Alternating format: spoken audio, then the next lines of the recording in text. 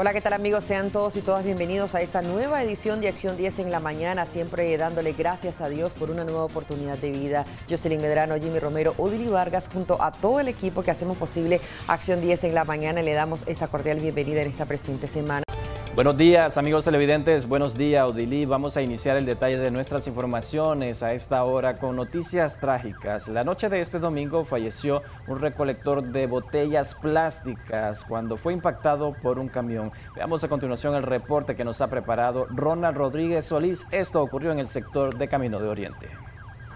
De forma instantánea, pereció anoche el ciudadano Genaro Dolores Leiva, de 53 años, tras ser atropellado por el camión conducido por Axel Gabriel Cerda en el sector de Camino Oriente en carretera a Masaya. Según familiares, el ahora fallecido se dedicaba a recolectar plástico. Me informaron, estaba en mi casa, cuando me dijeron de que mi hermano lo había golpeado un camión, pero a ella le habían dicho directamente que ya estaba muerto, pues. Sí, ¿cómo se llamaba el señor? Genaro Dolores Leiva, Valdivia, como 42 años.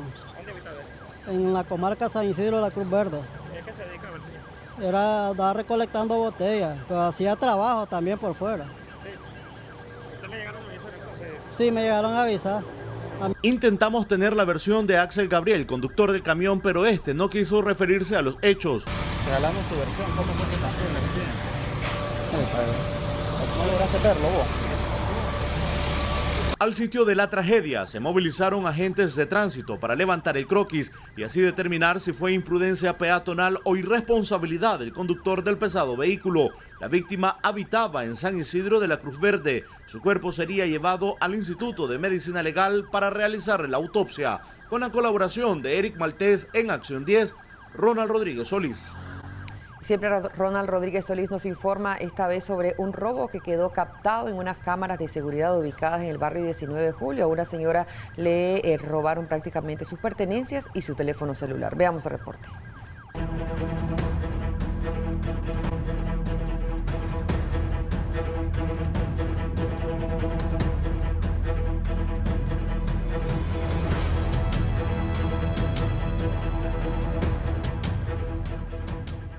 El robo ocurrió anoche en el costado norte del Colegio Bautista del barrio 19 de julio. En el video captado por la cámara de seguridad de una vivienda se observa a dos sujetos bajar del carro color blanco y con pistola en mano intimidan y despojan de su celular a la señora Arlen Alvarado, de 40 años, cuando estaba sentada afuera de su casa. Yo vendo aquí repocheta, tajas con queso y fresco, y estaba terminando de meter la mesita y todo y me quedé aquí afuera.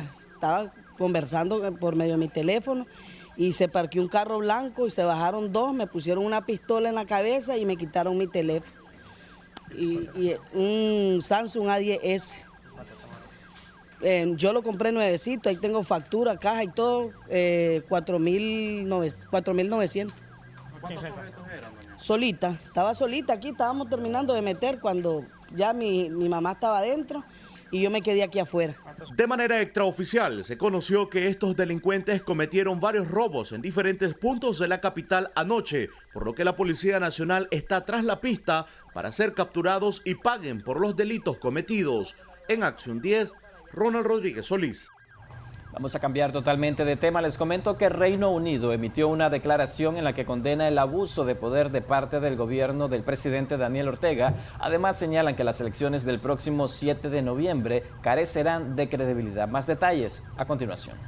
De cara al proceso electoral de noviembre próximo y abordando los últimos acontecimientos en Nicaragua, el Reino Unido, mediante el canciller Lord Gottesmith, compartió un comunicado sobre la posición de este país, donde manifiestan que las elecciones presidenciales carecen de credibilidad. Mencionan que las medidas tomadas por el presidente Ortega y la vicepresidenta Murillo para evitar elecciones libres y justas en Nicaragua son un claro abuso de poder. Se continúa leyendo que los intentos de la pareja presidencial de reprimir a la población, incluida la prohibición de todos los partidos políticos de la oposición, negarán a los nicaragüenses su derecho a votar por su candidato de elección. Desde inicio del mes de junio, opositores han sido arrestados bajo la ley 1053 55 señalados de traición a la patria. Esto también está enfatizado en la misiva expuesta por el diplomático del Reino Unido, destacando que las figuras de oposición detenidas, incluidos 7 posibles candidatos presidenciales y una represión de los derechos a las libertades fundamentales de elecciones de noviembre próximo,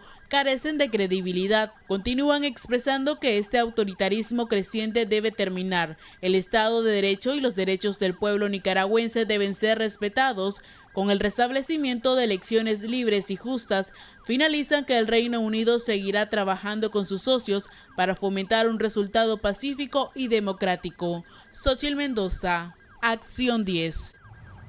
La CIDH pidió una vez más la liberación de los presos políticos tras la última detención de este recién pasado fin de semana, cuando las autoridades policiales informaron sobre la captura de Juan Lorenzo Holman Chamorro. Veamos el reporte. La detención del gerente general del diario La Prensa, Juan Lorenzo Holman, forma parte de las detenciones arbitrarias, señaló este domingo la Comisión Interamericana de Derechos Humanos. Sobre Holman, la CIDH escribió que rechaza de manera más enérgica la constante persecución oficial a la prensa en Nicaragua. Al mismo tiempo, hace un firme llamado para que todas las personas detenidas arbitrariamente sean liberadas de inmediato. Se lee que condenan la detención de Juan Lorenzo Holman, gerente general del diario La Prensa, quien, según lo anunciado por las autoridades, estaría siendo investigado por defraudación aduanera y otros delitos.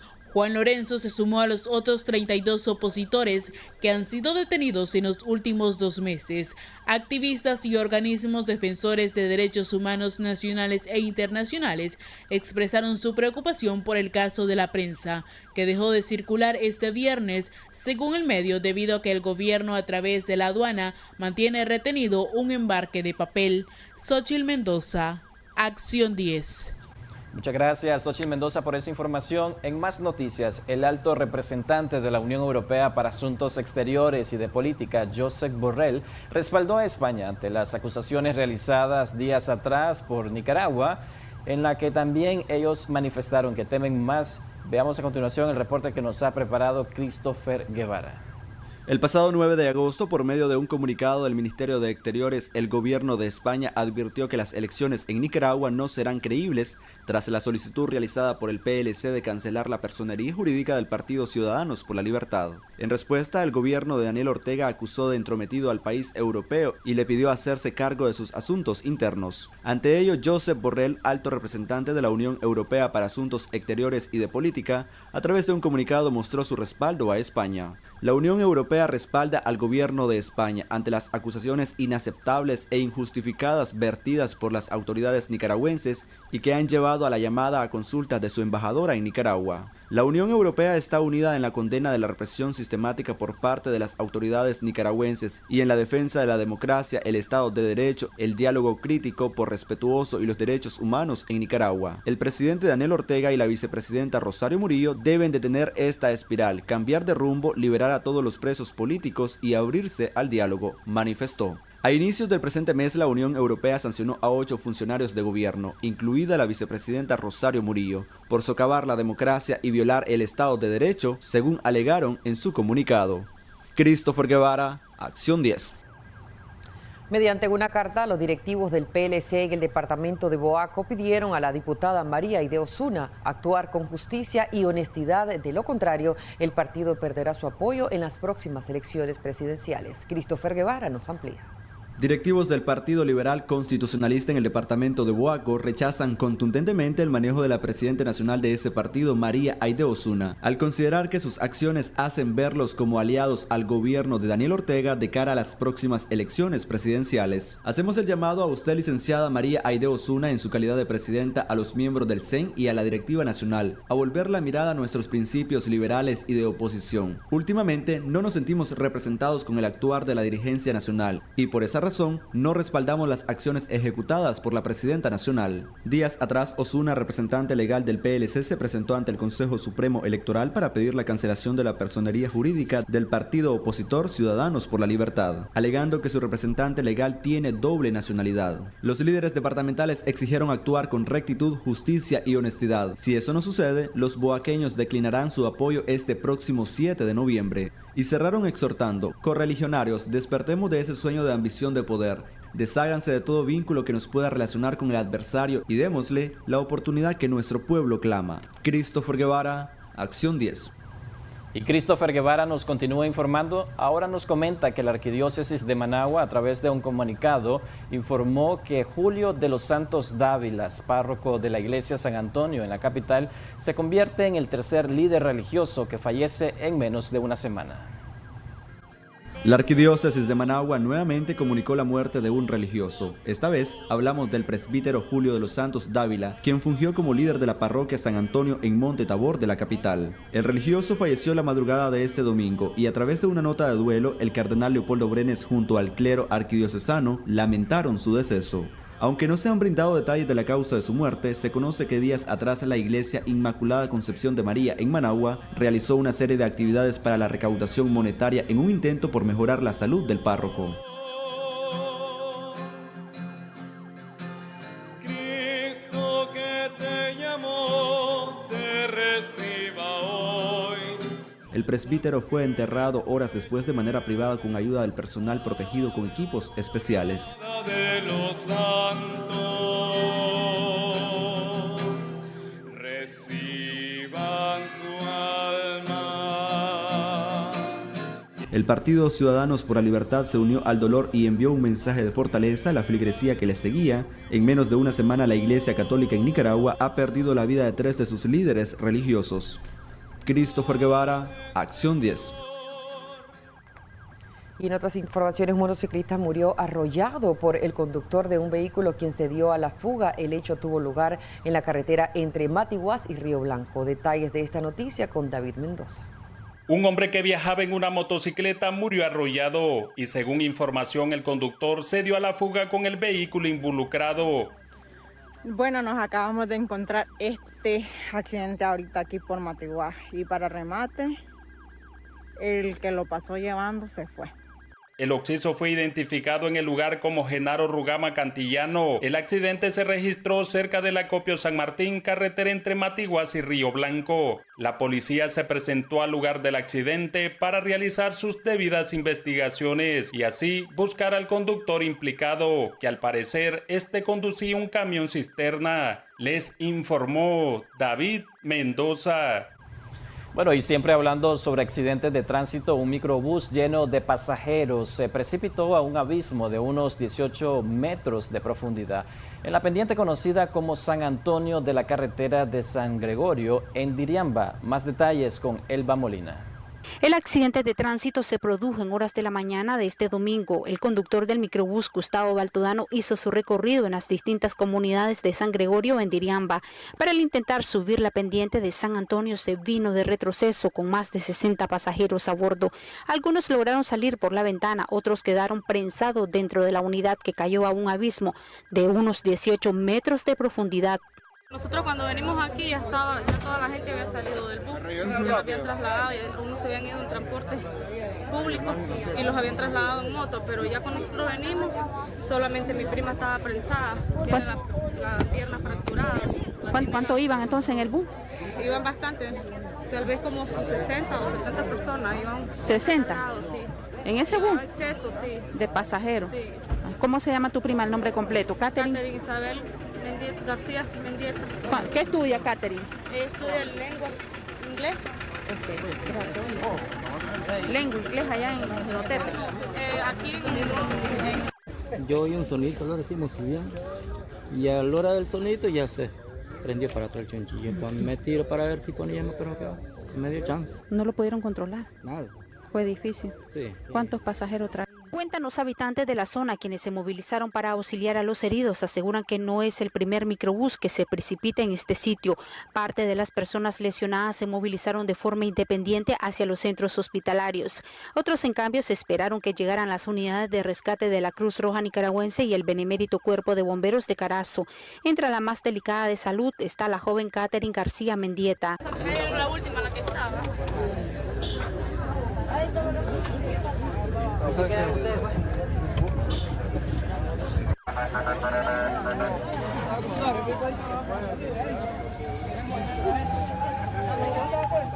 En el lugar permanecían las autoridades policiales de tránsito de Jinotepe investigando las razones si se debe a un desperfecto mecánico o exceso de pasajeros, mientras en la patrulla era trasladado el conductor de la unidad para brindar sus declaraciones y despejar dudas que mantenían molesto a los familiares de los lesionados, afirmando que todas las unidades de transporte sobrecargan de pasajeros y al final quienes sufren las consecuencias son los usuarios. Elba Iliana Molina en Acción 10. El exceso de velocidad y los efectos del alcohol fueron las posibles causas de un accidente de tránsito ocurridos de manera simultánea en las cercanías de Plaza Las Victorias. Nuestra periodista Geraldine Domínguez nos amplía. La mala combinación de licor al volante fueron las causas de 2 accidentes de tránsito que se registraron simultáneamente en los semáforos de la Plaza Las Victorias al amanecer de este domingo. El conductor de este vehículo amarillo se subió al bulevar al perder el control del carro. Minutos después, el conductor del automóvil rojo, bajo los efectos del licor, viajaba con amigos de tragos e impactó contra un microbús y otro automóvil. Sí, yo estoy parado porque está el semáforo en rojo. Entonces otros carros se paran a rojo y él quiso pasar hambriado, pero pues vino a estrellarse detrás de mí. Y donde pega a mí, le pega al otro carro porque se desvía, le da este otro. Sí. ¿Usted iba a iniciar apenas su jornada? No, sí, iniciando mi jornada y estaba esperando el semáforo que cambiara la... ¿Todavía no llevaba a pasajeros? Como no, venía lleno de pasajeros y por la gracia de Dios que no pasó nada, solo fue el golpe ahí. ¿Su nombre? José Luis Canas Mercado. Sí, yo soy el conductor. Agentes de tránsito realizaron las investigaciones del accidente en el que afortunadamente no hubo lesionados. En Acción 10, Geraldine Domínguez.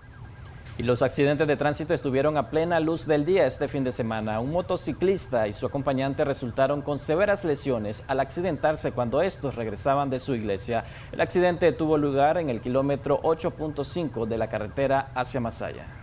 Esquivar a un peatón fue la causa de este accidente ocurrido pasado el mediodía de este domingo en el kilómetro 8.5 de la carretera a Masaya. Según las declaraciones brindadas por Bismarck Quinto, ambos lesionados son miembros de su iglesia. Ellos venían de entregar comida a la iglesia, estamos vendiendo comida todos los domingos a beneficio de la iglesia y venían de entregar los platillos. Entonces venían por este semáforo para la iglesia, pero estaba uno de los muchachos que están siempre en el semáforo, por capearlo a él, entonces él vino y pegó en el poste para no accidentar a los muchachos y se accidentaron. ¿Ellos de qué venían? ¿De la motocicleta? ¿Perdón? ¿De qué venían ellos? En la moto, miren, esa es la moto en la que ellos venían. El joven José Sánchez, conductor de la motocicleta, y doña Azucena Solano, su acompañante, fueron atendidos y trasladados por miembros de la Cruz Roja Nicaragüense a un hospital. En el miembro superior derecho, por contusiones, la otra señora por contusiones, diferentes partes del cuerpo, al Manolo Morales, los 2 pacientes. Con imágenes de Roger Sánchez, Xochitl Mendoza, Acción 10. Hacemos una breve pausa comercial y ya regresamos. Seguimos con más informaciones en Acción 10 en la mañana. Un hecho lamentable, escuchen ustedes, una señora habitante del barrio Villa Libertad denuncia maltrato físico y verbal de parte de uno de sus nietos, quien también ha intentado desalojarla de su propia casa. La ampliación de esta noticia con Christopher Guevara.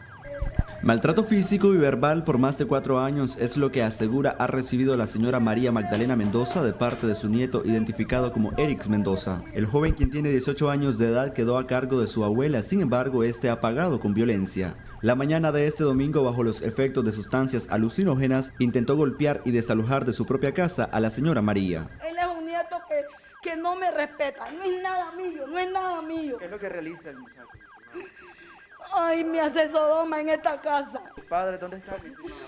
Están en calle, la mamá no lo soportó y se fue con el otro niño para México y él no lo quiso seguir, dijo que quería estar conmigo. Ahora, ¿qué hace? Pelear conmigo y dice que él es el dueño de esta casa. Él no es el dueño de esta casa, yo tengo los papeles. ¿Recibe maltrato verbal? Claro que sí, él se droga y le tengo terror cuando anda así. Ya la chavalita la malmató anoche, antenoche, y vino el papa, vino la mamá y tengo papeles. La agresión de Eric quedó evidenciado cuando este medio de comunicación descubrió que escondía a una chica quien también recibe maltrato, según lo relató la afectada. ¿Cómo no? Ahí está, mire, no está, mire la mentira.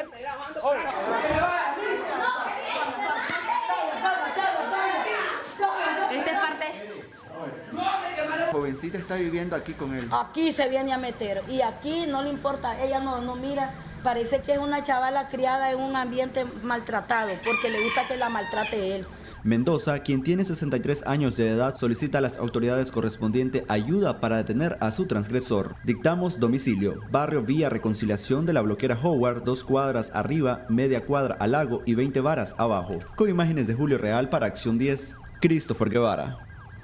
Muchas gracias a Christopher Guevara por esa información, y en su homilía de este domingo, Monseñor Rolando Álvarez exhortó a los feligreses a no tener miedo y gritar por la paz, justicia y libertad. Además dijo que la esperanza se alzará como ave fénix. Xochitl Mendoza es quien nos amplía mucho más. Nicaragua vive momentos trágicos, pero en solemnidad, con Nuestra Señora de la Asunción, nuestra esperanza se levanta, dijo Monseñor Rolando Álvarez en su homilía este domingo desde la parroquia Nuestra Señora de la Asunción en Ocotal, Nueva Segovia. De lucha encarnizada entre el bien y el mal, que como el dragón infernal quiere acabar con todo lo que encuentra a su paso, que se enciende de furia y de ira ante todo aquello que represente un signo de esperanza. Es una fuerza descontrolada y aparentemente devastadora, infernal, que con su cola quiere barrer con la historia, imperar e imponerse en la historia, cerrando toda puerta o ventana de esperanza. El obispo, crítico al gobierno, añadió a sus palabras diciendo que nuestra esperanza se levanta y se alza como el ave fénix y que remonta el vuelo llenándose de fuerza, de energía, de vigor y de entusiasmo interior para gritar sin miedo. En nuestras casas, en nuestras familias, en nuestros caseríos, cascadas y quebradas, en las montañas y en nuestras ciudades, que el amor ha vencido al odio, que no nos robarán las fuerzas, no nos robarán la energía interior, ni la tenacidad de construir una nueva Nicaragua, un cambio en nuestra sociedad. No nos robarán nuestros anhelos de paz, de justicia y libertad. Gritar sin miedo que porque somos dignos, somos libres, y porque somos libres no tenemos miedo, y porque no tenemos miedo seguiremos creyendo, esperando, trabajando por nuestra paz, nuestra libertad, y seguiremos repitiendo, porque para ser libres nos liberó Cristo. Álvarez concluyó su mensaje expresando que la esclavitud ya terminó y que somos un pueblo capaces de resurgir hasta de las cenizas, porque la libertad viene del pueblo y no es un regalo de nadie que lo pueda quitar el poder ni la explotación. Me alegra mi espíritu en Dios mi Salvador, porque derriba del trono a los poderosos y exalta a los humildes. Xochitl Mendoza, Acción 10. Y en otras informaciones para esta semana, los precios de todos los combustibles presentaron una baja. Sin embargo, según los informes del Instituto Nicaragüense de Energía, en lo que va del 2021 se han reportado más alzas que bajas. Christopher Guevara nos informa. A partir de las 0 horas de este domingo 15 de agosto, los precios de la gasolina como del diésel presentaron una baja. Según informaron los distribuidores, el precio del litro de gasolina regular bajará 0.25 centavos de córdobas por litro, la gasolina super disminuyó 0.16 centavos de córdobas y en el caso del diésel la rebaja es de 0.57 centavos de córdobas. Esta semana por litro de diésel usted pagará 31 córdobas con 21 centavos, por el litro de gasolina regular desembolsará 39.33 córdobas y por la gasolina super está pagando 40 córdobas con 65 centavos por litro. Cabe señalar que estos precios, los cuales son determinados por las empresas distribuidoras, se mantienen para el territorio capitalino. En el caso de los departamentos, aumentan su valor por el costo de traslado. Christopher Guevara, Acción 10. Iglesia Asunción en Masaya celebró con cánticos a la Virgen María, esto pese al contexto sanitario que enfrenta nuestro país. Con poco distanciamiento y mascarillas en la multitud devota, así León celebró los 74 aniversario de la gritería chiquita o de penitencia.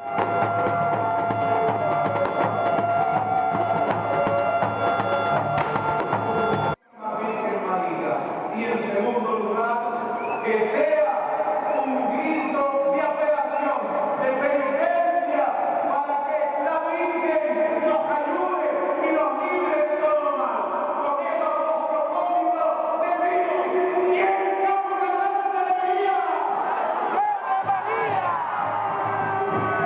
Los devotos afirman que esta festividad mariana es de mucha esperanza para pedir sanación, según ellos, por la actual pandemia que azota al mundo entero. Una intención en nuestros corazones, porque es esa la manera en la que vamos a agradar mejor a María Santísima, porque si no serían gestos vacíos y no actitudes que nazcan del corazón. Un momento especial para pedirle de que esta pandemia ya sea erradicada totalmente, pidiéndole los grandes favores que nuestra Madre Santísima, como intercedora hacia nuestro Señor Jesucristo.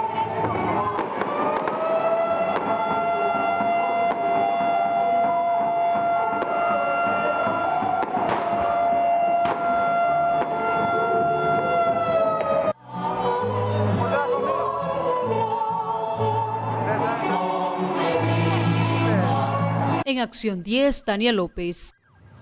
Gracias, Daniel López, por informarnos de la celebración de la gritería chiquita en León. Vamos a hacer pausa comercial para regresar más informaciones. Continuamos con más información acá a esta hora en Acción 10 en la mañana y como ya es de conocimiento, la Policía Nacional allanó las instalaciones del diario editorial La Prensa e inició una investigación en su contra por los supuestos delitos de lavado de dinero y defraudación aduanera. Es Willy Narváez quien nos informa. La Policía Nacional se tomó las instalaciones del diario La Prensa el mediodía de este 13 de agosto, bajo el argumento que inició una investigación por los delitos de defraudación aduanera y lavado de dinero, bienes y activos en perjuicio del Estado de Nicaragua. Dentro del rotativo se encontraban periodistas y personal administrativo. Giovanni Schiffman transmitía en vivo la toma del medio de comunicación donde labora. Y el más importante de Nicaragua y que el que está actualmente existiendo en el país después de que el Nuevo Diario cerrara. Afuera había preocupación de familiares por las personas que se encontraban adentro. Y pues en mi casa ahorita yo estoy desempleada y ahorita solo está trabajando él, mi cuñado, nada más. Poco a poco, los colaboradores del diario La Prensa salían de sus instalaciones. Sí, simplemente nos retuvieron a que no nos moviéramos, que apagáramos los celulares, que no contestáramos nada. Simplemente nos retuvieron ahí. No sabemos qué va a pasar. Juan Lorenzo, el gerente general, está todavía conversando con ellos y no sabemos en qué situación, no sabemos si hoy van a pasar todo el día o... ¿En tu caso no hubo interrogatorio? No, para nada. Entraron primeramente 2 patrullas, una se estacionó en el parqueo y la otra pues entró hacia adelante. Cuando quisimos entrar pues cerraron el portón y nos dijeron que no, que estaba cerrado, que no había acceso y pues nos pidieron que nos retiraran. Yo por seguridad procedí a retirarme. Juan Lorenzo Holman, gerente administrativo, mostraba cada espacio del rotativo, escoltado por policías y medios afines al gobierno. Este periódico con 95 años de existencia ya no circuló este viernes porque se quedaron sin papel. Aduana se rehúsa a entregar 23 toneladas de bovina. También 84 toneladas se aproximan a Nicaragua mediante una embarcación. Medios del gobierno mostraron estas imágenes, según para desmentir que sí había papel en el rotativo. Sin embargo, estos sirven para la fabricación de libros, folletos y revistas. Y estas son bobinas, las indicadas para imprimir periódico. Pero las bodegas de La Prensa están vacías. En el año 2020, Aduana mantuvo retenidas varias toneladas de papel durante 500 días. La situación de más de 40 periodistas es incierta. Se conoció de manera extraoficial que las autoridades congelaron las cuentas de este medio de comunicación. Hasta el cierre de nuestra edición, todavía no estaba confirmada la detención de alguno de los directivos. Con imágenes de Erasmo Hernández, Willy Narváez, a Acción 10. En otro orden de informaciones, durante la conmemoración al aniversario de la Fuerza Naval, el presidente de Nicaragua, Daniel Ortega, se refirió sobre la investigación al medio escrito La Prensa, que había sido allanado horas antes de su comparecencia. Veamos el reporte. Este viernes, el presidente Daniel Ortega participó en el acto de aniversario de la Fuerza Naval. Durante su discurso dijo que quienes cometen delitos serán juzgados por las autoridades competentes. Esto en referencia al allanamiento que se realizó en el diario La Prensa, donde según el mandatario se esconden pruebas de lavado de dinero. Se presta a lavar dinero y luego a esconder las pruebas de lavado de dinero. No soy yo quien va a juzgarlo. Eso le corresponde a la policía investigar más. Le corresponde a la fiscalía. Le corresponde al Poder Judicial, que decían que se habían quedado sin papel. sin olvidarnos que el periódico es otro negocio, porque el periódico nos lo regalan, y si alguien quiere colocar un anuncio, tiene que pagarlo. Es un periódico. Vamos a ver si estaría dispuesto ese periódico a imprimir todas las boletas electorales, toda la documentación electoral, hacerlo de manera gratuita, en función de todo el beneficio que ha recibido al no pagar impuestos durante tantos años. Asimismo, señaló a los opositores detenidos que están siendo procesados por cometer delitos y que fueron respaldados por jerarcas católicos. Que porque algunos de ellos no le pegaron fuego a los ciudadanos que fueron asesinados, torturados, o a los policías que fueron torturados y luego quemados vivos, con el aplauso y el aliento de algunos curas que son hijos del demonio, no son hijos de Dios. Sus declaraciones fueron dadas en el acto de conmemoración del 41 aniversario de fundación de la Fuerza Naval del Ejército de Nicaragua, realizada en la Plaza de la Revolución, donde se les otorgó medalla de reconocimiento a destacados miembros de la Fuerza Naval. Para Acción 10, Marjorie Vargas. Autoridades de la Policía Nacional informaron que el gerente general del diario La Prensa, Lorenzo Holman Chamorro, está siendo investigado por el delito de lavado de dinero, bienes y activos en perjuicio del Estado de Nicaragua. La madrugada de este sábado, el secretario de la Junta Directiva del diario La Prensa, Juan Lorenzo Holman Chamorro, fue trasladado a la Dirección de Auxilio Judicial para la firma de unos documentos, luego que Policía Nacional informara que se ha iniciado una investigación en contra del medio de comunicación. A través de un comunicado de prensa, la Policía Nacional manifestó que es investigado por los delitos de defraudación aduanera, lavado de dinero, bienes y activos en perjuicio del Estado de Nicaragua y la sociedad nicaragüense. Colaboradores del rotativo aseguraron que Holman Chamorro fue dirigido en su propio vehículo a la cárcel conocida como El Chipote. El Centro Nicaragüense de Derechos Humanos demandaba a través de un tuit se brindara detalles sobre la situación física y jurídica del secretario. A esta solicitud se sumó el secretario de la OEA, Luis Almagro, quien escribió en su cuenta de Twitter: exigimos información sobre la situación del secretario de la Junta Directiva de la Prensa, Juan Lorenzo Holman, y condenamos los continuos ataques a la libertad de expresión en Nicaragua.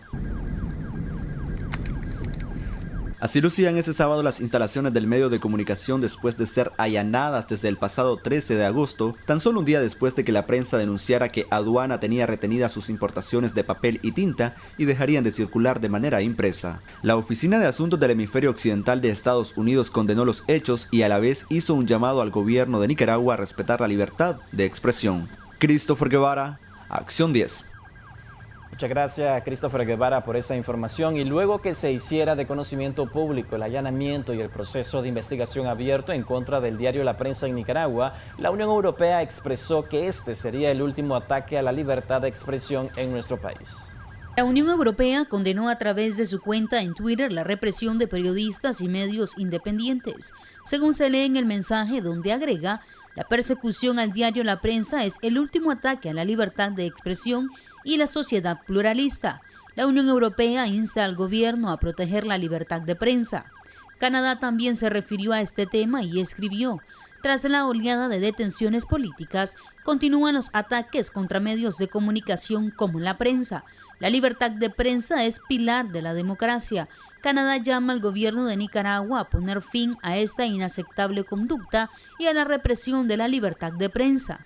Por su parte, la Oficina de la Alta Comisionada para los Derechos Humanos de la Organización de las Naciones Unidas, Michelle Bachelet, señala que los recientes actos de persecución contra el diario La Prensa y su equipo constituyen los enésimos ataques en contra de medios y periodistas y de la libertad de prensa, restringiendo ulteriormente el espacio cívico durante el proceso electoral. Mientras, el secretario general de la OEA, Luis Almagro, envió un mensaje donde se lee: exigimos información sobre la situación del secretario de la Junta Directiva de la Prensa, Juan Lorenzo Holman, y condenamos los continuos ataques a la libertad de expresión en Nicaragua. El ministro de Relaciones Exteriores de Costa Rica, Rodolfo Solano, también se manifestó a través de la cuenta en Twitter, donde brindó una declaración enviada también a los medios de comunicación.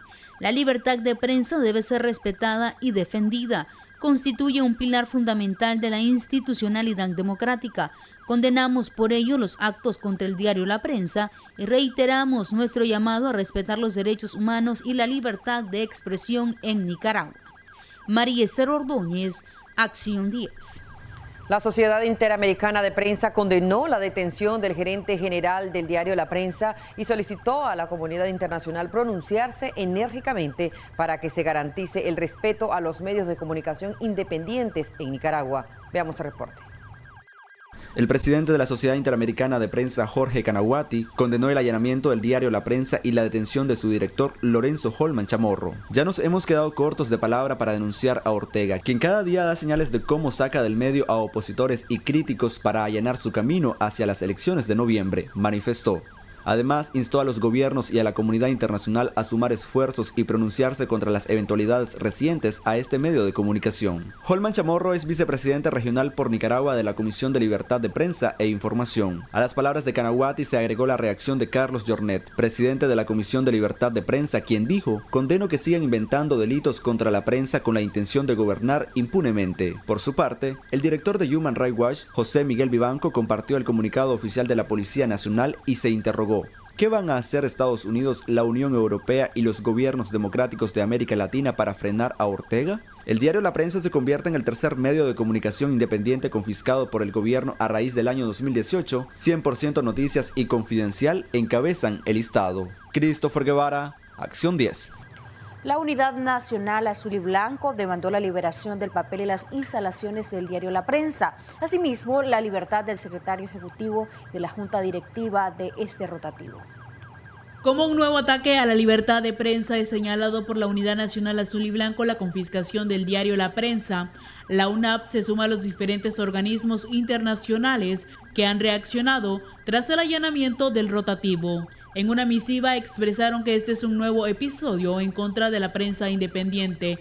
Denuncian al gobierno sandinista de ordenar a la Policía Nacional, Ministerio Público y la Dirección General de Servicios Aduaneros de allanar las instalaciones del periódico más antiguo y de mayor relevancia en el país. Expusieron que esta acción irrespeta los derechos humanos de los nicaragüenses al ser informados. Además, agregaron que exigen la liberación del papel y las instalaciones de La Prensa. Asimismo, la libertad del secretario ejecutivo de la Junta Directiva, Juan Lorenzo Holman, acusado por lavado de activos y defraudación aduanera. También se lee que reiteran su solidaridad con la prensa independiente de Nicaragua por los constantes ataques, en especial con los colaboradores y directivos del diario La Prensa, que resisten a la agresión estatal. Después de 100% Noticias y Confidencial, este periódico sería el tercer medio confiscado en Nicaragua, una muestra más del deterioro a la libertad de prensa. Xochitl Mendoza, Acción 10. Continuamos con más información a esta hora de la mañana. El gobierno de Nicaragua calificó de parlanchines y fanfarrones a las autoridades de Costa Rica y que deberán hacer uso de sus cargos, en este caso hacer uso de sus problemas internos. Además, dijo de que ellos deben respetar los problemas que ocurren en otras naciones. Veamos a continuación el reporte que nos ha preparado Christopher Guevara. El gobierno de Nicaragua, a través del Ministerio de Relaciones Exteriores, pidió al país sureño Costa Rica no entrometerse en los problemas internos de otros países. En la misiva se lee: ante la continua intromisión de Costa Rica en los asuntos internos de otros países, entre ellos nuestra amada Nicaragua, en un notorio afán de mostrarse superiores y de menoscabar a sus semejantes como si de súbditos se tratara, recordamos a esa hermana república y a su pueblo que tanto respeto nos merece, que Nicaragua es soberana y no es ni será nunca más colonia de nadie. Además, en la carta agregaron: sabemos que no tienen autoridad alguna para juzgar a otros, menos cuando no son capaces, por ancianas y antañas vanidades, de ver los humanos defectos, la viga en sus propios ojos y entornos. A nombre del pueblo de Nicaragua exigimos se ocupen, denuncien y respondan ante el mundo esos llamados organismos creados al gusto del cliente, porque la pura verdad son negocios fraudulentos. Y cerraron diciendo: desgraciadamente todavía se usan creyendo ganar cielos made in Hollywood, que se inventan como buenos embusteros, perdiendo en el camino al infierno el alma que debería salvarse. Costa Rica ha hecho fuertes señalamientos al manejo gubernamental de Nicaragua. Este sábado se sumó a la lista de países que condenan el allanamiento contra el diario La Prensa. Christopher Guevara, Acción 10. En otras informaciones, un accidente de tránsito deja a una persona fallecida y 7 lesionados. Esto ocurrió en el kilómetro 35 en la carretera San Rafael del Sur y El Crucero. Es Eric Hurtado quien tiene los detalles. Un ciudadano muerto, 7 lesionados, un automóvil prácticamente destruido y un camión volcado fue el lamentable resultado de un aparatoso accidente de tránsito ocurrido a la altura del kilómetro 35 de la carretera entre San Rafael del Sur y El Crucero. Lo que miramos fue el bombazo palpable, pues. El brother venía bien ahí en su vía normal, el del camión. Pero el del carrito parece que invadió carril. Cuando miramos, pues ya sucedió pues el accidente. La víctima mortal respondía al nombre de Leonel Santiago Romero Cruz, de 40 años de edad, quien conducía el automóvil ahora convertido en chatarra, indicándose que viajaba junto a su esposa Silvia Teresa García Mercado, de 37 años de edad, quien resultó lesionada. Procedían de pasear de Pochomil y se dirigían a su casa en Mazatepe. Nosotros venimos a auxiliarlo, pero él ya estaba listo, pues. Y entonces la mujer le venimos a ayudar. Intentamos abrir primero la puerta, estaba enllavada, pero después ya con los otros brothers, ahí logramos sacarlo, pues. Y estos brothers aquí, solo se golpeó, parece, el chofer del camión. Y según dicen, el conductor del automóvil iba en estado de ebriedad. Es correcto. Dicen que iban tomados. Cuando estábamos sacando a la mujer, dice, ¿por qué lo hiciste? Dice, parece que venían discutiendo ellos. Porque ella dijo pues que venían discutiendo. El camión era conducido por el señor César Antonio Baltuano Romero, de 53 años, quien, al igual que otros 5 ciudadanos integrantes del grupo musical Vía Libre, que con sus instrumentos se movilizaban a San Rafael del Sur a sus labores musicales, también resultaron lesionados. Veníamos bajando hacia San Rafael del Sur, ingresando porque somos de un grupo musical, pues Vía Libre, y venimos a cubrir un evento.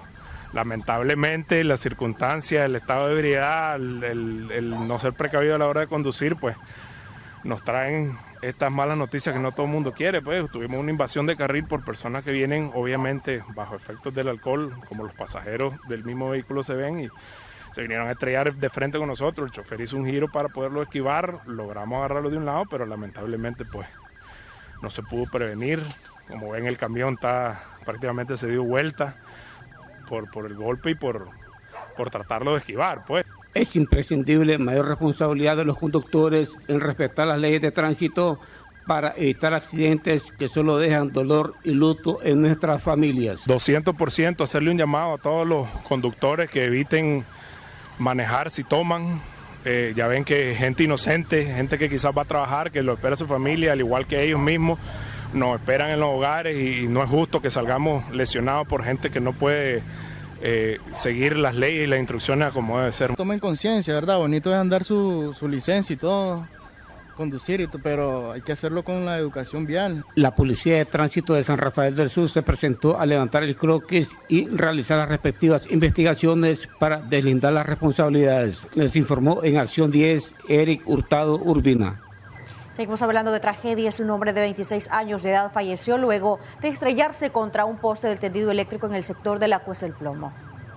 La madrugada de este sábado perdió la vida el motociclista Kenneth Torres Morales, de 26 años, al estrellarse contra un poste de tendido eléctrico ubicado en las cercanías del empalme de la Cuesta del Plomo, kilómetro 10,5, carretera Nueva a León. Supuestamente este venía en competencia con otra motocicleta al momento de la tragedia. Con el ahora fallecido viajaba una fémina identificada como Kaylin Mercado, de 25 años, quien resultó con graves lesiones y fue trasladada de inmediato hacia un centro hospitalario. Venía con otra moto ahí, venían como echándose pues ellos, entonces, y ahí lamentablemente el muchacho que está fallecido fue lo que le pasó todo a él, ¿verdad? Y la otra muchacha que no sé cómo estará, ¿verdad? Pero el doctor exceso de velocidad, ha perdido el control y eso fue lo que provocó la desgracia. Ah, sí, haber perdido el control y lamentablemente que en el lugar está oscuro, ¿verdad? No hay visibilidad ni nada, entonces ahí, al prender el control y él, como la muchacha venía también, porque la muchacha, cuando otro muchacho la agarró y la quería cerrar porque estaba abierta, como que se quebró,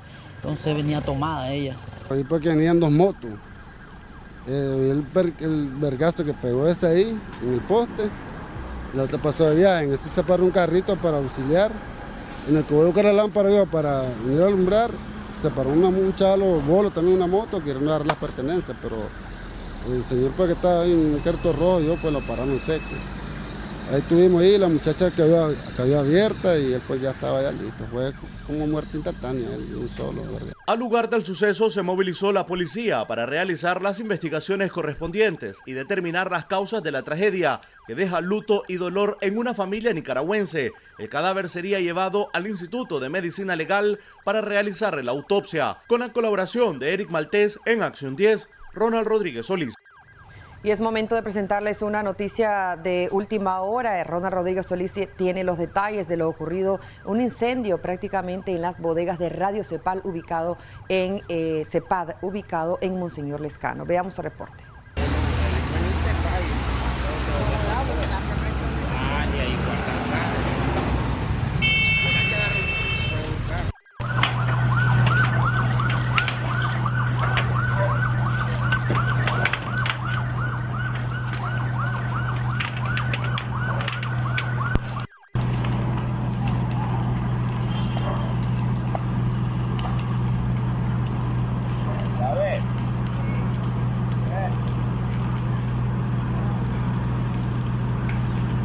A tempranas horas de este lunes se registró un incendio en las bodegas del Consejo de Iglesias Evangélicas Pro Alianza Denominacional CEPAD, ubicadas del Puente León una cuadra arriba en Monseñor Lescano. Los vecinos manifestaron que solo escucharon una fuerte explosión, cuando de repente vieron las llamas. Se escuchaban como estallidos, entonces nos levantamos y empezamos a salir, sacar los tanques y esas cosas. ¿No había nadie en el lugar a la hora del señal?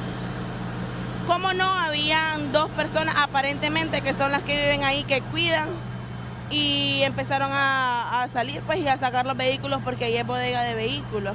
Afortunadamente no hubo víctimas que lamentar. Las personas que cuidan dichas bodegas estaban nerviosas. Inició el incendio ahí, pero no sabemos porque ahí no había luz encendida. Pues. Allí no está habitado, pues, pero es de la misma institución. ¿Quién se encontraba en el momento del siniestro? Mi hija y yo. ¿Cómo se dieron cuenta? Porque escuchamos, hubo como un ruido, pues como una explosión. Al lugar llegaron bomberos para controlar las llamas y evitar que se propagaran a otras viviendas. Con la colaboración de Eric Maltés en Acción 10, Ronald Rodríguez Solís.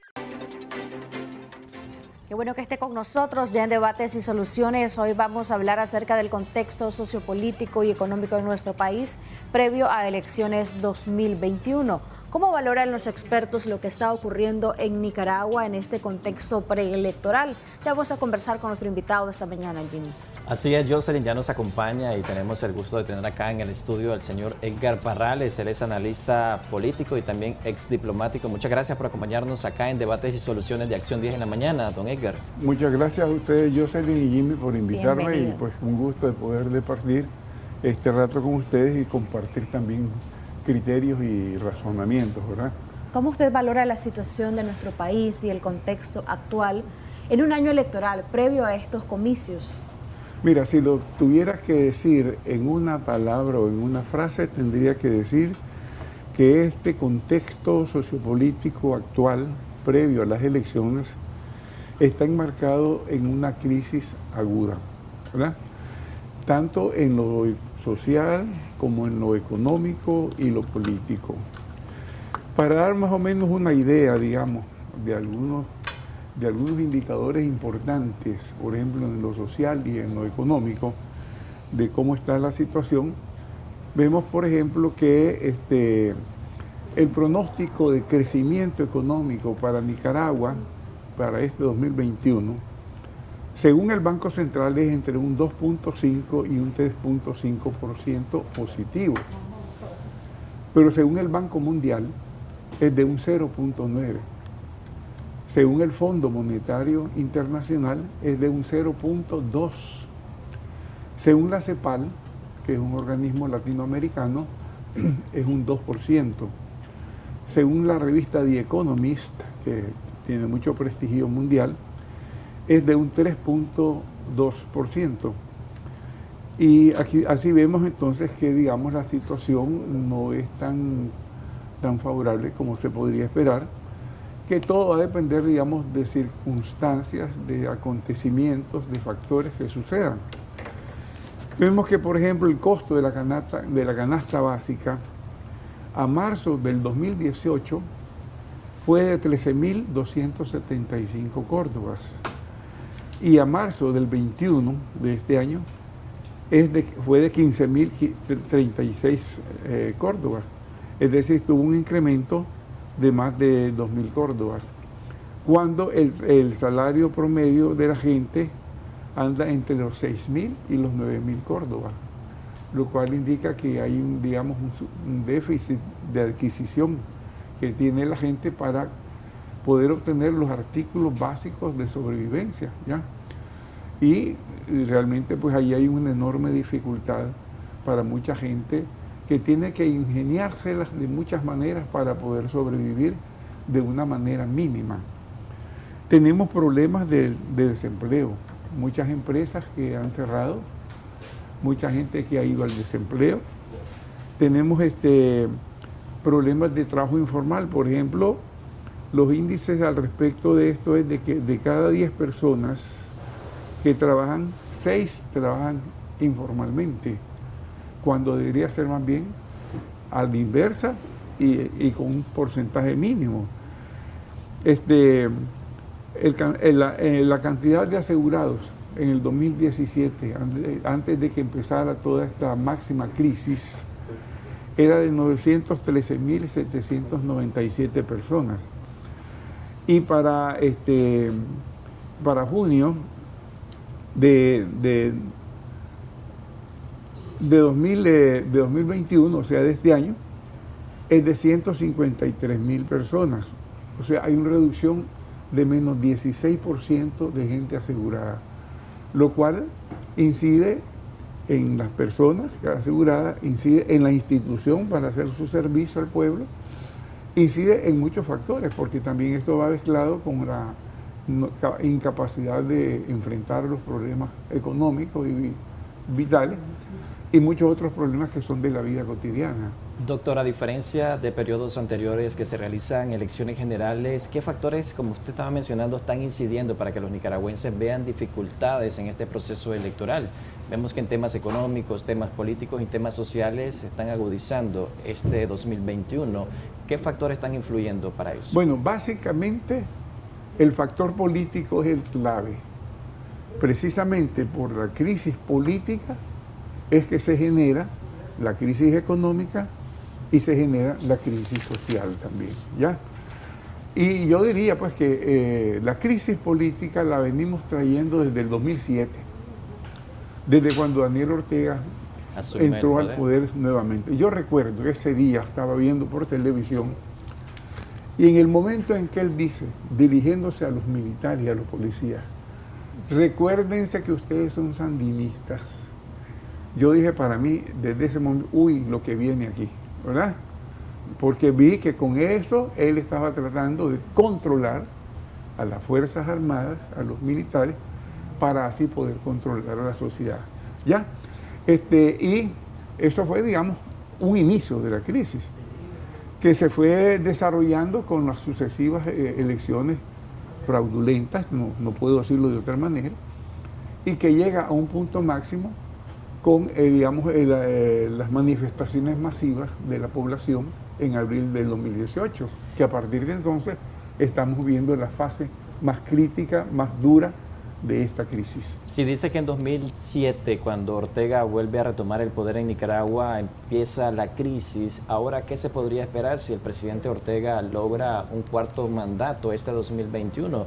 Si se logra llevar las victorias en estas elecciones del 7 de noviembre. Bueno, ¿qué problemas podría tener los nicaragüenses, la economía, cómo resentiría esto y también los temas políticos, los temas sociales, qué tanto se podrían volver agudizantes? Si, digamos, la crisis había ido creciendo en porcentaje no solo aritmético, sino algebraico, ahora yo creo que va a un nivel, digamos, ya mucho mayor, porque, digamos, la permanencia de él ya, de aquí internamente ya la gente está convencida, digamos, de que no son unas elecciones que vayan a ser como se espera, pues como se desea en cualquier país normal, en donde son prácticamente un ejercicio de competencia de opciones, ¿verdad? De ofertas que hace un partido, otro partido, y el pueblo elige lo que mejor le parece. Y a nivel internacional, ¿qué tipo de acciones se podrían esperar? Mira, aquí prácticamente solo tenemos una opción. ¿Por qué? Porque los partidos que están, que ya son 5, aparte del Frente, honestamente no ofrecen nada. Mira. De hecho, hay una aparente tormenta en el PLC, por ejemplo. Pues sí.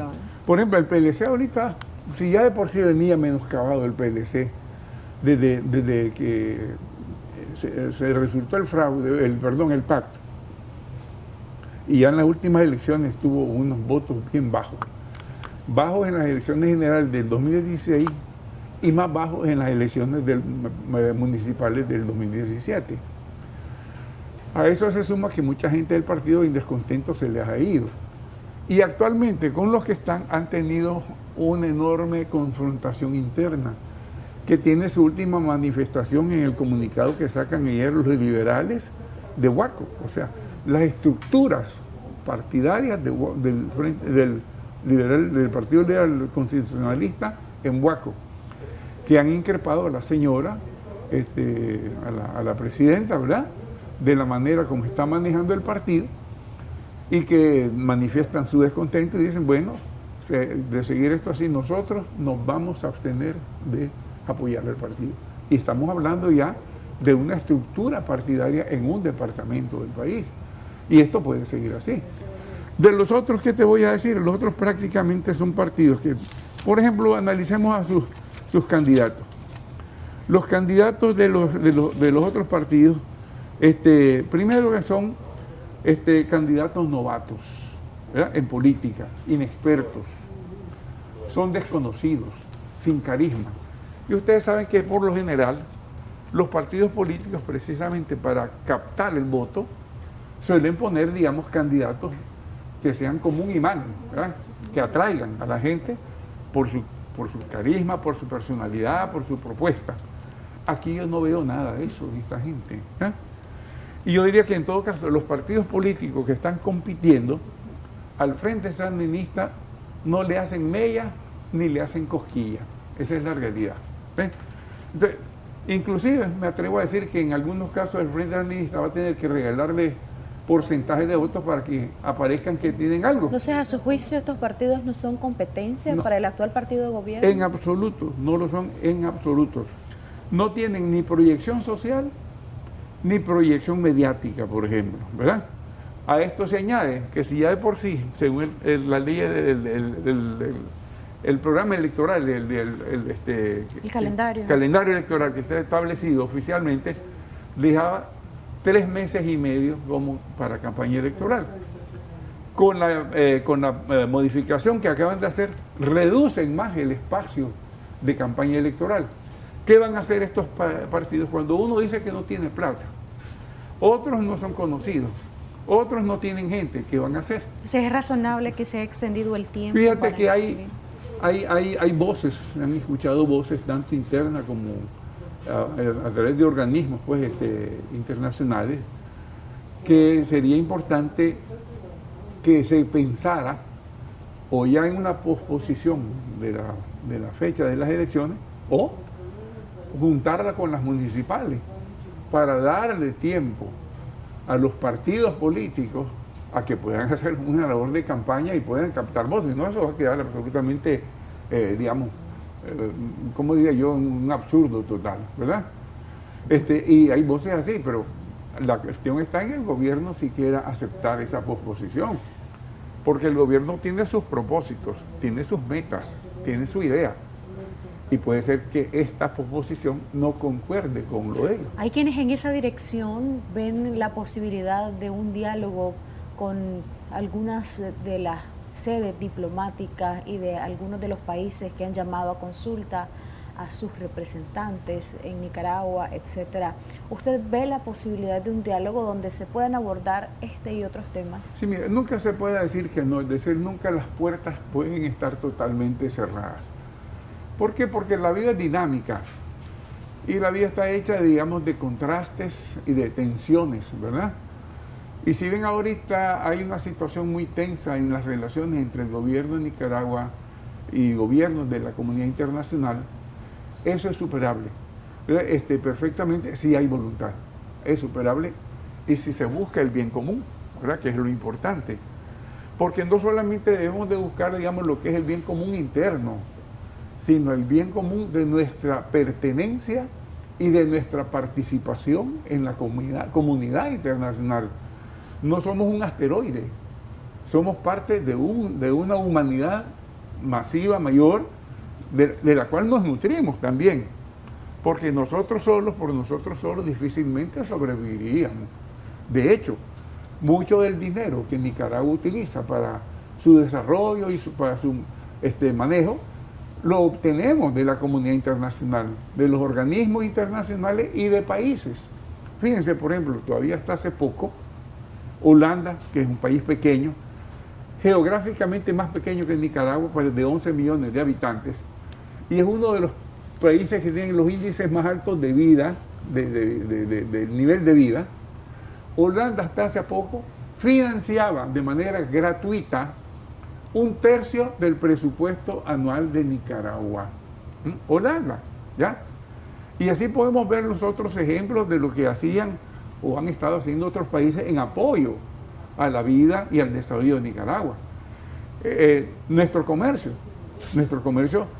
si no vendemos hacia afuera, ¿de dónde vamos a obtener divisas? Si no vendemos los productos que producimos, los productos que nosotros elaboramos, etcétera, ¿verdad? Doctor. Y al mismo tiempo, mucho de lo que utilizamos para nuestra vida común lo recibimos de fuera. Si no, la mayor parte de las cosas que utilizamos vienen de fuera. Doctor, la pregunta es que si ese diálogo que se estaría buscando entre el presidente Ortega y la comunidad internacional tendría resultado, tomando en cuenta los diálogos que ya se han hecho a nivel interno y que no han dado resultado para solucionar la crisis que se viene generando desde el 2018. Bueno, mira, prácticamente los diálogos han sido fallidos. Sí, claro, pero son diálogos que han estado dándose a cierto nivel. Y aquí se tendría que hablar de un diálogo a un nivel mayor y con un mayor sentido de compromiso. Es decir, sin traperías, sin engaños y sin esa falta de voluntad de cumplimiento. Porque eso es lo que ha pasado en el diálogo anterior. El gobierno hasta firmó y no cumplió nada. Sí.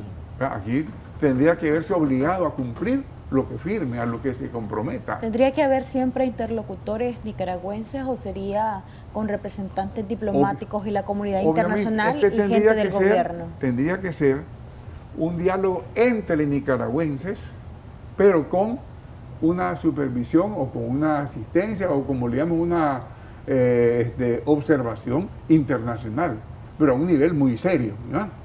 Pero ¿cómo se lograría cuando el presidente Ortega ha llamado a la comunidad internacional de hacer injerencia en asuntos internos del país cuando hay esos roces? Bueno, son posiciones políticas. La realidad es que son posiciones políticas perfectamente reversibles, ¿ya? El gobierno de Nicaragua alega violación de la soberanía. La comunidad internacional le dice, no señor, nosotros no nos estamos metiendo en tus problemas internos. Nosotros queremos que respetes tus compromisos internacionales en materia de derechos humanos y de democracia. Vos te comprometiste. Vos firmaste la Carta de la ONU. Vos firmaste la Carta de la OEA. Vos firmaste el Tratado con Europa del ADA. Vos firmaste el CAFTA.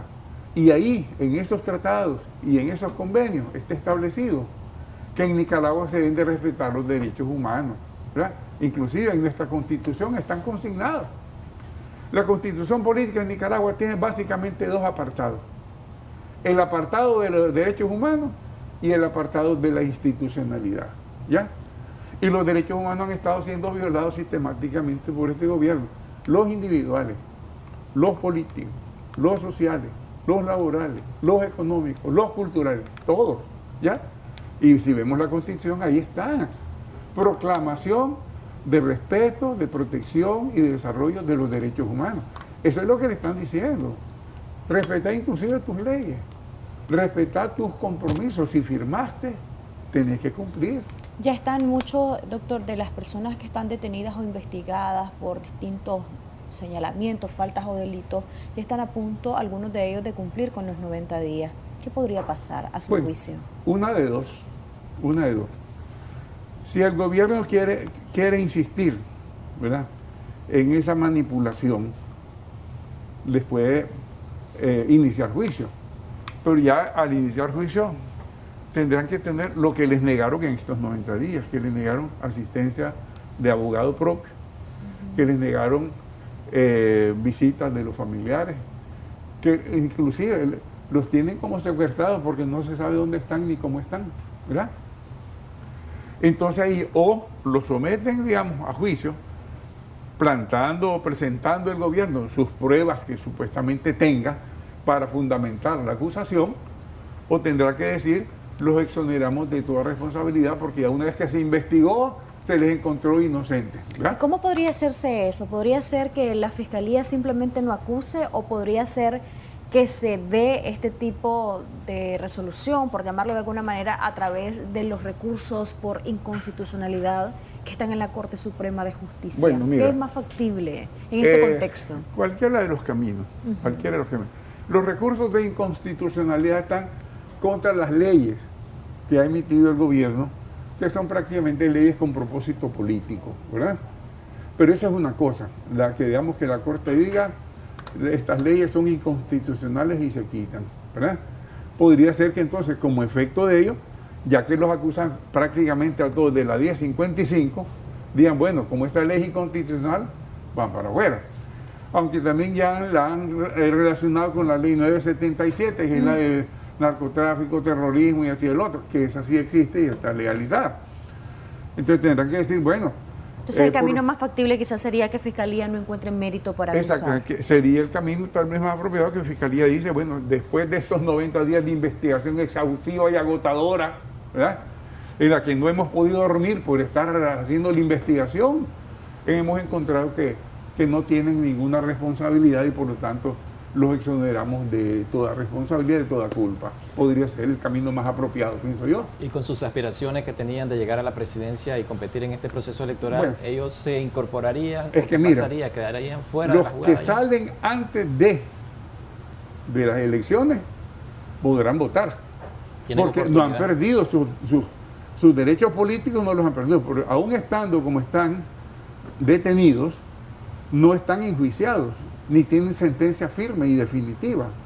Pueden ir a votar, lo que ya no podrán ser candidatos. Porque ya no hay tiempo. Ya se pasó el tiempo para presentar candidatos. Además, ya no están los partidos políticos. ¿Ves? Ya no está C+L, ya no está el PRD, ya no está el conservador. No hay partido. A no ser que, en atención a eso, precisamente parte de una buena manifestación de buena voluntad de parte del gobierno, el gobierno diría, bueno, pues prolongamos el periodo, ¿verdad?, para que estos partidos y estos políticos puedan participar. Y sobre ese prolongamiento del periodo de elecciones que habría en Nicaragua este próximo 7 de noviembre, ¿qué tan viable es? Porque ya hay voces que se están escuchando de que están diciendo que es necesario que a la falta de condiciones y a las exigencias que está haciendo la comunidad internacional se postergue, ya sea para un mes o para el próximo año las elecciones. No, por eso. La idea, la propuesta ahí está presentada públicamente. Habrá que ver qué capacidad o qué nivel de receptividad tiene de parte del gobierno, ¿ya? Porque si el gobierno tiene en el fondo verdadera voluntad de solucionar la crisis y de buscar lo mejor para Nicaragua, puede ser que diga, hombre, vamos a hacer este esfuerzo, vamos a hacer este sacrificio y vamos a prolongar. Doctor, muchos podrían decir de que el hecho de prolongar las elecciones, ya sea para un mes o para el próximo año, se le estaría dando tiempo al gobierno, o es una salida para buscar la solución al conflicto que vivimos. Se estaría dando tiempo más bien para que exista un proceso eleccionario creíble y aceptable, ¿verdad?, con transparencia, con participación masiva de la población y que exprese verdaderamente lo que es la verdadera voluntad del pueblo. Sería para eso, que nos beneficiaría a todos, ¿verdad?, obviamente, a no ser que haya quien tengan propósitos torcidos, a quienes no les favorezca, porque entonces les desbarata sus propósitos. Pero los que tengan propósitos sanos, verdaderos, auténticos, patrióticos, y que quieran el bien del país, podría beneficiarles perfectamente. Justamente en esa dirección, doctor, ¿cómo usted valora las últimas acciones y lo último que ha dicho tanto el presidente Daniel Ortega como la vicepresidenta en las últimas comparecencias públicas que ellos han tenido? Bueno, mira, ahí ha habido desbarre de ellos. Yo veo que a veces las personas, por el fragor de la emotividad, de la pasión, nos cegamos un poco y decimos cosas que no debíamos haber dicho o que no se deben de decir nunca porque no corresponden a nada, ¿no? Y a veces cuando se habla no con la mente, sino con el corazón, con el sentimiento, se pueden cometer múltiples errores, ¿ya? O múltiples equivocaciones. Se han dicho cosas, bueno, cosas como que dice, tengo derecho a tener bomba atómica. Ponete a pensar en eso es una locurita. Que Nicaragua tenga bomba atómica, ¿para qué? ¿Se la vamos a tirar a Costa Rica? ¿Se la vamos a tirar a El Salvador? ¿Y por qué se la vamos a tirar? ¿Verdad? Y los demás se van a quedar quietos con nosotros. Además, que Nicaragua es suscriptora del Tratado de Tlatelolco, en el cual la comunidad latinoamericana en ese tratado se compromete a abstenerse, digamos, de buscar la producción de material atómico bélico, ¿ya? Y más bien nos comprometemos a contribuir con el resto de la humanidad para propiciar la paz mundial. Entonces, esto va en contradicción con este tratado que Nicaragua lo firmó en su momento. Como estamos ahora diciendo esas cosas insólitas, ¿ya? Como tantas otras cosas que se dicen. Doctor, en la agudización de esta crisis preelectoral se ha estado criticando mucho al sector privado que no ha dado la cara en este contexto. ¿Qué deben de hacer si hay las condiciones necesarias? ¿Cuál debe ser el rol o la postura que debe tomar el sector privado, el sector empresarial? Mira, el sector privado es un sector importantísimo en la composición social, ¿verdad?, de la sociedad. Hasta el día de hoy se ha dicho que deberían de ser más, ¿cómo te diría yo?, de más garra, de más, digamos, presencia en este conflicto, buscando cómo contribuir con el peso específico que ellos tienen, cómo contribuir a una solución aceptable para la sociedad, para todos, ¿no? Pero se han quedado como callados y ese silencio no los acredita. Han ocurrido hechos donde también se ha criticado al sector privado, como es el hecho de las investigaciones que está haciendo la Policía Nacional y el allanamiento que se realizó al diario La Prensa. El sector privado no se ha manifestado. ¿Y qué opina respecto a estas nuevas acciones que está tomando el gobierno? Si nosotros analizamos las distintas acciones que el gobierno ha venido teniendo de represión, prácticamente cada una de ellas responde a una acción de la comunidad internacional, como que hubiera una especie de toma y daca, ¿verdad? Yo te doy esto, bueno, yo te respondo con esto otro. Esta última, la de La Prensa, se dio justamente después de que Suiza sancionó a 8 personas. Entonces, el mismo día, más tarde, van con La Prensa. Y así ha sucedido con otros hechos anteriores. Es decir, como una especie de estar en una pugna constante que más bien nos desangra, nos debilita, nos perjudica, porque cada vez más el país se aísla más, y eso no es bueno para Nicaragua. ¿Cuál podría ser el próximo paso que daría el presidente Ortega para continuar con esta presión que mantiene a nivel interno y que la comunidad internacional también ha estado insistiendo en que se direccione el país hacia la vía correcta? No, perdón, no te entiendo la pregunta. ¿Cuál podría ser el siguiente paso del presidente Ortega con todas estas acciones que ha tenido de parte de la comunidad internacional, en la cual ha exigido de que el país se direccione hacia un buen rumbo? Bueno, mira, honestamente, pues eso está en la mente de él, porque es difícil, digamos, predecir lo que él vaya a pensar, lo que vaya a hacer o lo que vaya a decir. Pero la lógica que vamos viendo de la conducción es que hasta el momento de hoy están en esa tensión, ¿verdad?, que no nos ayuda, en esa estira y encoge que no nos ayuda. Habría que buscar algún elemento, algún punto que distensione, que ayude a quitar esa situación y que ayude, digamos, a buscar un encuentro de todos para encontrar la solución al problema en Nicaragua. Mira, hay hay una cosa importante en esto de la crisis. Generalmente la crisis se ve con sentido negativo, toda crisis, ¿verdad? Pero la crisis en general no es ni negativa ni positiva. La crisis depende de cómo reaccionamos ante ella. De hecho, fíjate, la palabra crisis viene de un verbo griego crino, que quiere decir discernir, analizar, ¿ya? Y generalmente la crisis es una oportunidad para que el ser humano reflexione, discierna, vea cómo han venido sucediendo las cosas y entonces se plantee los elementos y las formas como puede resolverlas y cómo puede superarlas.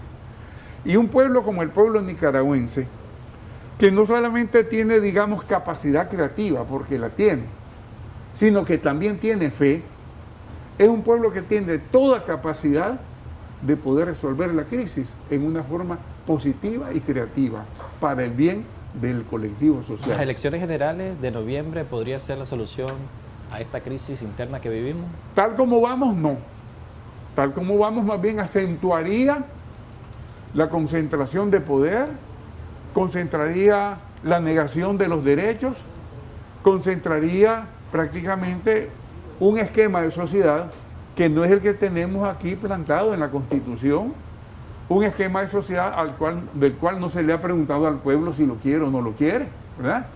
Sería más bien la institucionalidad o institucionalización de un proyecto o de un esquema totalmente ajeno a la voluntad del pueblo. Eso sería. ¿Cómo imagina usted, doctor, estos escenarios en cuanto al tema electoral con las condiciones condiciones habilitantes, han dicho muchos, y sin ellas? ¿Cómo sería el después de las elecciones en nuestro país? De estas elecciones a las que vamos en el contexto actual. Bueno, mira, sería prácticamente, entraríamos en una fase todavía más rigurosa de la crisis. No solucionaríamos, sino que acentuaríamos la crisis. Y se acentuaría, digamos, el manejo arbitrario, discrecional de la cosa pública. ¿Ya? Y si hubiera las condiciones habilitantes de las que muchos sectores opositores en nuestro país, sobre todo, han hablado, el escenario sería más favorable según su visión. Obviamente sería como revertir la línea que viene en descenso para empezar la línea a ser ascendente en la búsqueda, pues, de lo que es el bien de todos, el bien de la comunidad nicaragüense. Eso dependería así de la voluntad del gobierno, ¿no? Claro, el gobierno tiene la clave en todo esto. El gobierno tiene la clave.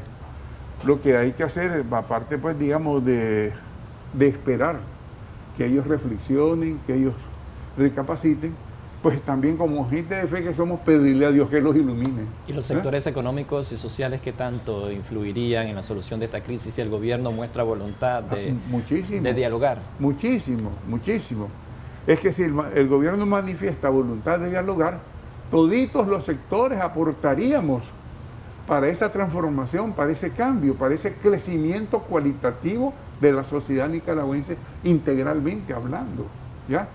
Obviamente que todos participaríamos en la construcción de una Nicaragua más próspera, una Nicaragua más equitativa, una Nicaragua justa, una Nicaragua con libertades y con democracia. ¿Eso garantizaría el restablecimiento de la democracia en el país y la institucionalidad? Definitivo que sí, definitivo que sí. Si hay la voluntad, digamos, de quitar los diques, de quitar las rémoras, de quitar los impedimentos que nos están atando, que nos están prácticamente manteniendo no solo en el presente, que nos están haciendo retroceder al pasado.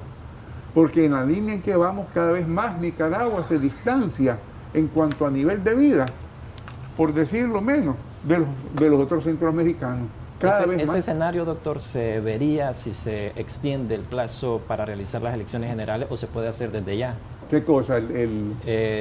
Dar las condiciones necesarias. No, es que las condiciones necesarias tendrían que ser a partir de un acuerdo, de un entendimiento común. Antes no, porque el gobierno no creo que lo vaya a manifestar por sí solo.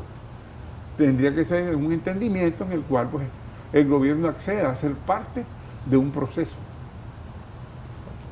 Doctor, en todas estas situaciones hay gente que está en el exterior que muchos dicen por la capacidad de resiliencia de los nicaragüenses, tanto los que estamos acá como los que están en el exterior, han ayudado a que se mantenga un nivel socioeconómico pues, estable, aceptable para muchos sectores y que en medio del desempleo, sobre todo viniendo del sector privado, pues están tratando de sobrevivir y de salir adelante. ¿Qué expectativa le puede dar usted desde la perspectiva de la realidad a estos sectores? Bueno, mira, estos sectores tienen un compromiso, en primer lugar, inmediato con sus familiares, porque si estamos hablando de las remesas, son gente que lo que hacen es ayudar a sus familiares que están en Nicaragua, que están viviendo en un nivel de vida bajo, precisamente por la escasa capacidad adquisitiva que tenemos en Nicaragua, en comparación con el valor, digamos, del dólar, ¿verdad? Que es en el que gana la gente afuera. Si la situación siguiera digamos, en la dirección en que va más bien profundizando la crisis, yo creo que la gente seguiría mandando su dinero porque quiere ayudarle a sus parientes, a sus familiares que están aquí en Nicaragua. Para los que están aquí en una situación de subempleo, ¿podrían considerar o podría haber mayor inmigración de nicaragüenses? Mira, la mayor migración se está dando actualmente. Si te vas a las distintas oficinas que migración tiene en los centros comerciales y en las oficinas centrales, vas a ver las largas colas que hay ahorita de nicaragüenses migrando. Y lo lamentable es que, digamos, fue fuerza de trabajo que se va, en muchos casos también, digamos, son cerebros que se van, gente altamente capacitada que se va, ¿verdad? Y el país pues está perdiendo, digamos, a sectores que tienen precisamente la capacidad de producir, la capacidad de crear, y nos estamos, digamos, disminuyendo. ¿Los motivos para migrar han cambiado en comparación a años anteriores y ahora cuáles podrían ser los motivos que están obligando a esa fuga de cerebro? La crisis, mira, como la crisis impacta también en lo económico, hay sectores que se van porque económicamente no pueden sostenerse aquí en Nicaragua. En otros casos se van gente porque son gente del sector político, se sienten arrinconados, se sienten totalmente, digamos, inhabilitados y prefieren irse. Las razones son diversas, pero todas están relacionadas con la crisis, todas. ¿Ya? Doctor, sus recomendaciones de cierre esta mañana en cuanto a estos temas que hemos abordado, en cuanto al posible diálogo con parte de la comunidad internacional, de los diplomáticos, pero también con algunos sectores en nuestro país. Algunos empresarios que han visitado acá este programa y este set han dicho, nosotros siempre mantenemos comunicación con distintas entidades de la actual administración porque es parte de lo que debemos hacer y es sin duda, manifestaban ellos, pues parte de que el Estado o las entidades correspondientes sean facilitadores para los agentes económicos, entre ellos el sector de la gran empresa. Sus conclusiones en este tema del diálogo, de las negociaciones. Hay sectores que dicen que se ha satanizado el tema de las conversaciones entre el sector privado y el gobierno, y me gustaría que usted se refiera a este tema porque se ha hablado muy seguido en los últimos días sobre esa posibilidad de un diálogo preelectoral. Si se trata del diálogo, tendría que ser no exclusivamente del gobierno con el sector privado, tendría que ser del gobierno con los distintos sectores de la sociedad, con participación de los empresarios, de los profesionales, de los sindicatos, de los grupos organizados, ¿verdad? O sea, toda la gama de los componentes de la sociedad, y para garantizar que esto funciona verdaderamente con un compromiso serio del gobierno con la comunidad internacional de que se van a respetar los acuerdos que ahí se suscriban. Eso sería pues un verdadero diálogo, que tenga resultados y que tenga impacto. Por otro lado, por lo que toca, digamos, por ejemplo, yo digo a los empresarios, no son políticos como empresarios, ¿verdad? Pero son nicaragüenses y en alguna medida la crisis los afecta. Yo creo que tal vez a ellos en mucha mayor medida que a los simples particulares. Pero tienen perfectamente la capacidad, la posibilidad y el reto de poder hacer su análisis de la situación y presentar esos análisis a la comunidad, al gobierno y al pueblo. ¿Por qué? Porque tienen mucho que decir y no esconderse, pues, no como el avestruz meter la cabeza en un hoyo, ¿verdad? Sino tienen mucho que decir, sin ánimo confrontativo, sin ánimo polémico, pero sí con ánimo realista, ¿verdad? Decir las cosas perfectamente, cabe. ¿Ve? Y por lo demás, pues todos los sectores, hacer nuestro esfuerzo por tratar de conseguir superar esta situación. Si no se logra y seguimos cayendo en el hoyo, nunca de fallecer, nunca. ¿Por qué? Porque, digamos, en todo caso, el cambio no va a ser nunca un regalo. No nos lo va a dar ni la comunidad internacional ni nadie. El cambio tendrá que ser fruto del esfuerzo y de la unidad de todos los nicaragüenses. Agradezcamos a Dios que se ha dado la crisis, porque nos permite cultivar y activar lo mejor de nosotros para construir un futuro en democracia, con vigencia de los derechos humanos y para, digamos, conseguir esa Nicaragua que todos queremos. ¿Ya? Perfectamente se puede. Que la crisis sea para nosotros catapulta de crecimiento y no, digamos, base para un hundimiento en la desesperación. Dicen los coaches que ahora están muy famosos en el mundo de la asesoría personal, que las crisis son oportunidades. Siempre son oportunidades, sí. Gracias, doctor, bueno, por habernos acompañado. De acuerdo, un placer, ¿verdad? Siempre Gracias, bienvenido. doctor, por acompañarnos acá en Debates y Soluciones. Ahora es momento de presentarles la tendencia que obtuvo nuestra entrevista de este viernes 13 de agosto, donde estuvimos entrevistando al economista independiente Marco Peña. El tema que se abordó fue financiamiento a sectores económicos y trabajo informal.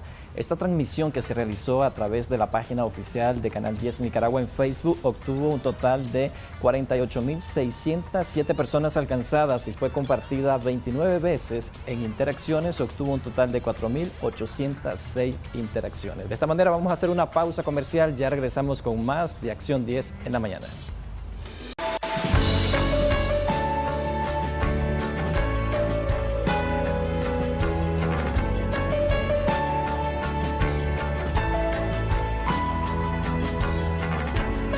El sangrado intermenstrual es aquel sangrado vaginal que se produce entre los periodos menstruales de una mujer de manera mensual.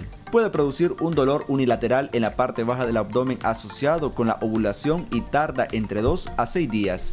El manchado puede indicar la presencia de afecciones graves como tumores uterinos o cáncer, pero aparte del sangrado puede existir otros síntomas como el dolor, cansancio, mareos o incluso fiebre.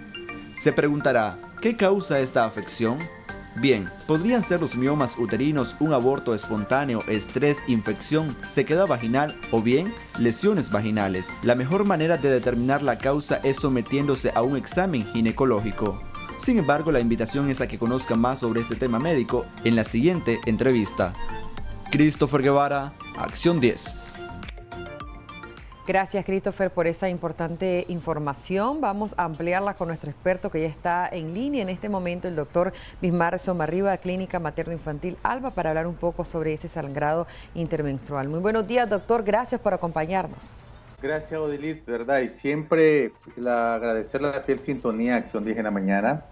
Cuando hablamos de los sangrados intermenstruales, Odilit, es muy importante decirles de que cuando Christopher habla en inicio de que se presenta a mitad del embarazo y es producto de la ovulación, pues es en el único momento que yo voy a decirle que es normal un sangrado intermenstrual, que dura de 3 a 7 días y que hay un dolor en un lado, en un mes puede ser, y en el siguiente mes el otro lado, que es donde está ovulando la paciente. De manera que ese es el momento, el único momento donde un sangrado intermenstrual es normal.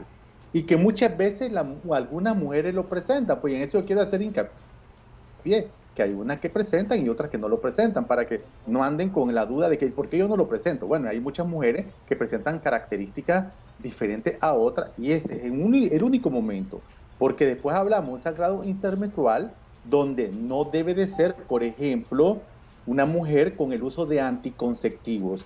Los anticonceptivos es un causal del por qué la mujer puede estar sangrando entre medio de su periodo menstrual. Recuerden que el periodo menstrual dura hasta 28 días, es decir, el día 14 va a comenzar a sangrar. Los anticonceptivos pueden provocar sangrados intermenstruales. De manera que yo siempre he dicho, cuando hablamos de anticonceptivos, que hay un anticonceptivo ideal para una mujer ideal. Eso de ideal lo vamos a ir buscando, Odilit. Vamos a probar con uno, vamos a probar con otro para saber cuál es el que no nos va a provocar el sangrado intermenstrual. Y en ese momento, pues saber cuál es el adecuado. Ahora, yo quiero hacer hincapié en esto. El ginecólogo sabe por las características, digamos, morfológicas de la mujer. Uno dice, bueno, esta señora es hipertensa, es diabética, es obesa. Uno ya sabe cuál es el que va a usar inicialmente y luego después lo va a cambiar y decirle siempre al paciente que si hay algún trastorno, pues nosotros vamos a saber qué puede provocar. Doctor, Otra causa de los sangrados.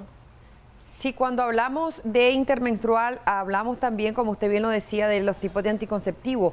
Pero ¿qué sucede cuando también esto se da cuando no son anticonceptivos, sino que también es la pastilla de la mañana siguiente, que en algunas refieren en algunos momentos que también hay ese sangrado intermenstrual? Y se preguntaba, ¿esto se podría entender como un aborto espontáneo? No. Recuerden que la pastilla de la mañana siguiente, el gran problema que ocurre es que le metes mucha dosis de medicamento a los cuerpos y eso es lo que provoca el sangrado.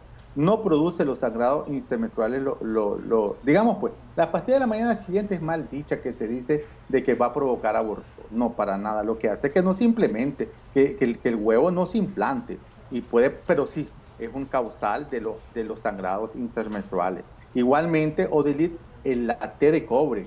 El té de cobre es otro que produce sangrados intermenstruales, pero igual, como el anticonceptivo ya sea tomado, inyectado o té de cobre, nosotros vamos a dar un periodo de 3 a 6 meses de control. Si durante ese tiempo la paciente persiste con los sangrados intermenstruales, entonces nosotros cambiamos y tenemos que buscar qué anticonceptivo establecer o hacemos una jugada. Eso prácticamente el ginecólogo sabe qué va a hacer. Cuando digo jugada, hacer, si está la té de cobre, yo soy muy fiel a la té de cobre. Instauramos algún anticonceptivo que me permita controlar ese sangrado intermenstrual y lo hemos logrado. Pero ahora viene, esa es la parte de los anticonceptivos, Odilit. Pero los sangrados intermenstruales no solamente quiero que se quede grabado, donde decimos que es por el anticonceptivo y el paciente se va a quedar quedito. No, espérese. Los sangrados intermenstruales también pueden ser un cáncer cervicuterino, puede ser un pólipos que están dentro del útero y pueden ser también causas de miomatosis uterina. De manera que viene la otra parte, donde nosotros como ginecólogos sabemos que tenemos que hacer un sangrado intermenstrual, un chequeo ginecológico, y no como muchas pacientes que te llaman por teléfono y te dicen, es que doctor, tengo un sangrado intermenstrual. Sí, tenemos una llamada precisamente en este momento, doctor. Muy buenos días, adelante, le escuchamos. Nuestro amiga televidente, adelante. Buenos días. Buenos días. Yo tengo, la verdad, 4 años que no me baja mi regla. No sé por qué, la verdad, no me baja mi regla. ¿Qué edad tiene usted? 25. Desde que yo tuve a mi a mi hijo segundo, no me baja, la verdad. 25 años tiene. Sí. ¿Y qué edad tiene su segundo hijo? Va a cumplir 4 años. 4 años. Bueno, quizás nos deje el nombre completo y el número de teléfono, doctor Somarriba.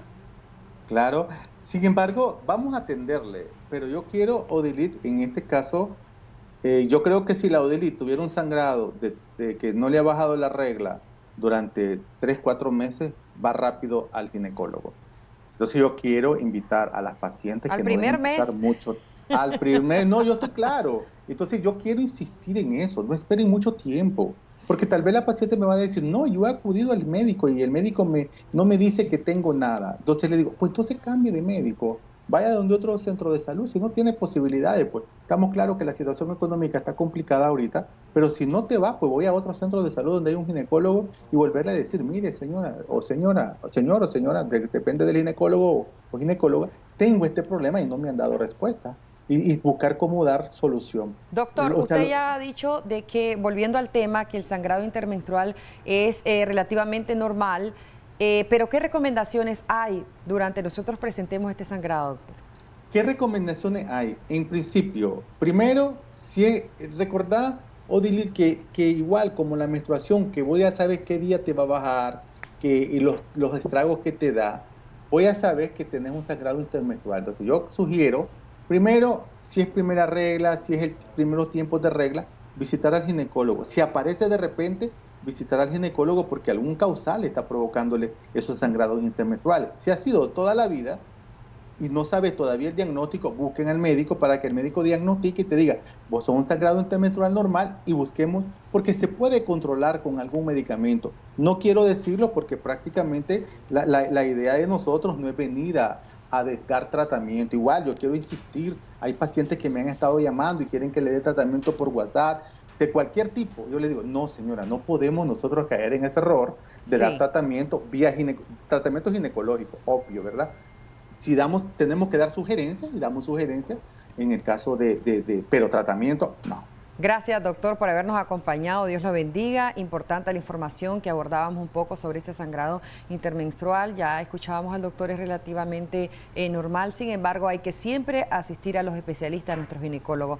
Vamos a hacer en otra información un enlace directo que está ya preparado Christopher Guevara para hablarnos un poco sobre un tema interesante. Está con el invitado de hoy, Christopher Guevara. Buenos días.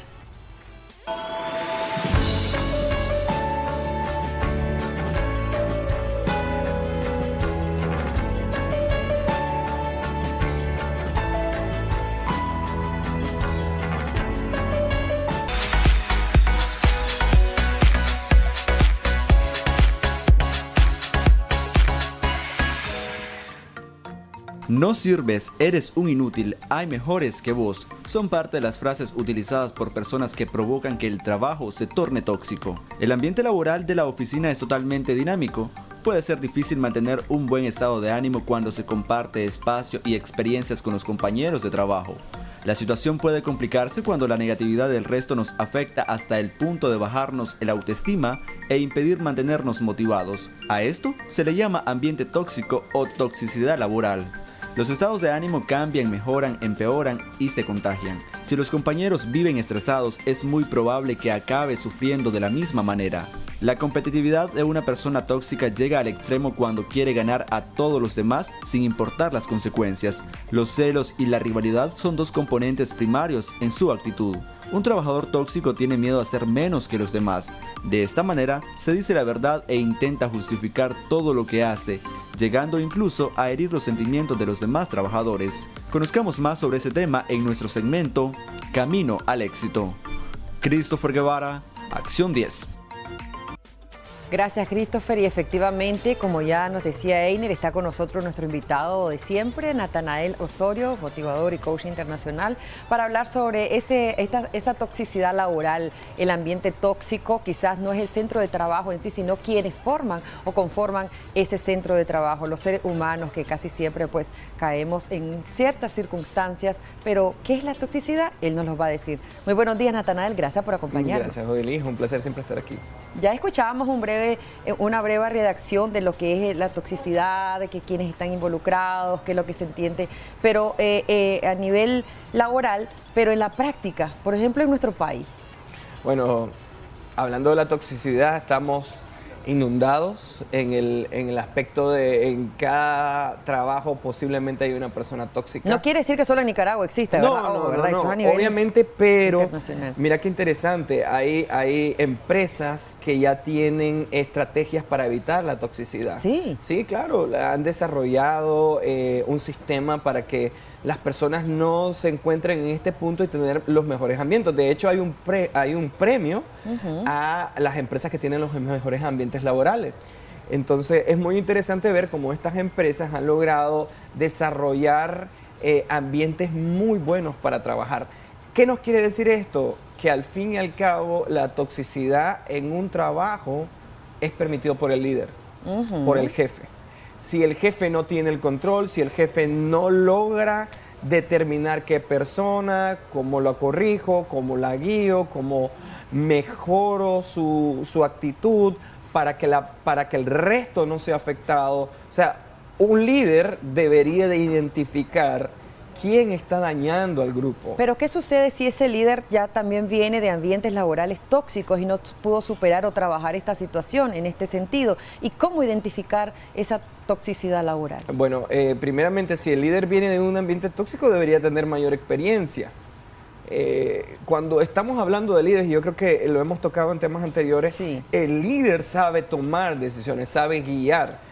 Pero si el líder es el que está causando el problema o no entiende que esto es parte de su trabajo, porque es parte del trabajo de el que dirige determinar y corregir estos ambientes, pues entonces el problema es específicamente de él. Por eso es que te quiero decir que en los equipos de trabajo donde está algo mal, normalmente el que se corre es al líder. Okay. En los equipos, van a ver en las grandes corporaciones, en los grandes equipos, que cuando algo anda mal, el que se corre es al líder. Y eso es principalmente una ley de liderazgo. Porque normalmente si el líder no puede controlar este tipo de ambientes, entonces ahí es donde está fallando. Quiere decir que es un jefe. Y es lo que hablábamos la vez pasada, de que los jefes pues no les interesa mucho el bienestar de su gente, sino que con tal que él esté bien. Y entonces a veces el mismo jefe le gusta el chisme, le gusta levantar falsos, crear conflictos entre ellos, entonces no es un líder, es un jefe. ¿Hay niveles de toxicidad? Laboralmente, claro, hay niveles que son bajos, que a veces uno puede decir que los tolero, pero obviamente hay niveles donde podemos hablar de acosos, podemos hablar de afectaciones directamente a la persona, ya sea por humillaciones, acosos laborales, acosos sexuales. Entonces, ya ahí pues los niveles son mucho más amplios. El que normalmente vemos es el chisme, la habladuría, que son los más comunes, por lo menos en Latinoamérica. No digo de que en el resto del mundo no ocurra, pero el latino pues tiene una debilidad con respecto a contar, a chismear, a hablar de otras personas y a veces pues a levantar falsos, que es uno de los peores que puede pasar. ¿Cómo podemos actuar entonces ante la toxicidad laboral? ¿Tenemos una llamada, muchachos? No, ok. ¿Cómo podemos actuar entonces? Bueno, si es líder o si es el jefe, lo que debe hacer es controlar a la persona, porque a veces, ¿qué pasa? Mire, a veces tratamos de la misma manera a todos. Y no podemos hacer eso, porque a veces queremos, y a veces hay personas que maltratan también por querer. Eso es como dice la Biblia, que uno corta la paja y la cizaña, no juntos, pero nunca la separa. Entonces eso tiene uno que hacer, separar quién está bien y quién está mal y tratar de corregirlo, dedicarle tiempo a que esta persona pueda desarrollarse. Si es un problema de capacitación, se capacita. Si no se puede capacitar o después de la capacitación ya no da resultados, entonces uno tiene que tomar medidas un poco más serias. Tenemos una llamada. Muy buenos días. Adelante, ¿le escuchamos? Buenos días. Sí, buenos días. Adelante, buenos días. Sí, buenos días, ¿cómo está? Bien, díganos.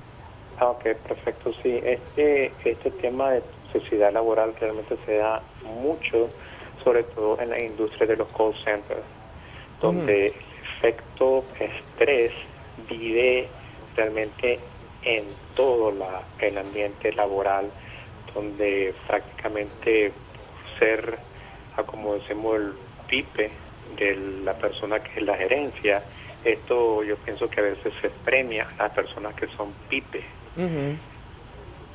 Y esto realmente genera un impacto en el resto de los colaboradores, puesto que es algo que a gran vista se puede percibir de que si vos estás de pipito, por no utilizar otra palabra, realmente eso al resto del personal le impacta de una forma negativa. Claro. Y sobre todo se mira que tenés preferencias, si son mujeres, tenés preferencias por las personas, inclusive por el color de la piel. Y se genera un chisme, se genera algo totalmente horrendo. Esto es algo que se ve sobre todo en este tipo de industria en los call centers. Qué interesante, muchísimas gracias por esas observaciones. Y sí, fíjate que en algunas empresas incluso el mismo líder, el mismo jefe tiene sus allegados, tiene su círculo prácticamente, que incluso a través de ese círculo se van sacando o van habiendo otros tóxicos o tóxicas. A ver, en primer lugar, yo creo de que no todos los líderes que tienen círculos especiales está mal. Porque normalmente la gente siempre va a tener un círculo íntimo un poco más privado, donde comparte y todo, donde tiene más confianza. Exacto. Eso es normal. El problema es cuando hay preferencia y cuando este círculo está creando una mala intención con respecto al jefe y el líder. El líder debe darse cuenta. Y entonces, ¿Qué pasa? Si es un líder que no se da cuenta de que su círculo íntimo, en vez de ayudarle, le está perjudicando, pues obviamente es un mal líder. En el caso de lo que dice él, que como buen nicaragüense lo dice, la pipencia, a veces esto perjudica porque tal vez la persona que es la más allegada no le está dando los mejores resultados y al final está dañando a los otros que están dando buenos resultados. Nuevamente, si no apartamos la manzana podrida de las otras manzanas, la va a corromper. ¿Qué va a pasar? El resto de gente va a comenzar a decir, bueno, esta es la fórmula o esta es la forma de yo mejorar mi estación o mi situación en este trabajo. Y va a comenzar a actuar como la otra persona que es la tóxica. Así que tenemos que tener muchísimo cuidado. Como no, Natanael, gracias por esas recomendaciones también. Para aquellas personas que en este momento quizás nos están viendo y están pasando por situaciones así y que también tenemos que aprender a manejar nuestra inteligencia emocional, eso es parte de... Claro, normalmente y en este tiempo tan difícil, el estrés está inmenso en los trabajos, además de la presión, la economía y todo esto que ha venido con la pandemia y todos las situaciones que vemos adicional en el trabajo, sigue habiendo la toxicidad, así que tenemos que tener mucho cuidado y cuidar nuestra mentalidad, nuestra salud mental y también nuestra inteligencia emocional. Muchísimas gracias, Natanael. Recordar también que los amigos es el tiempo el que te va diciendo, ¿verdad? Es una bendición de Dios también, claro. Y lo que tenemos en los centros de trabajo son compañeros, pero también debe haber una buena lealtad. Vamos a una pausa y regresamos.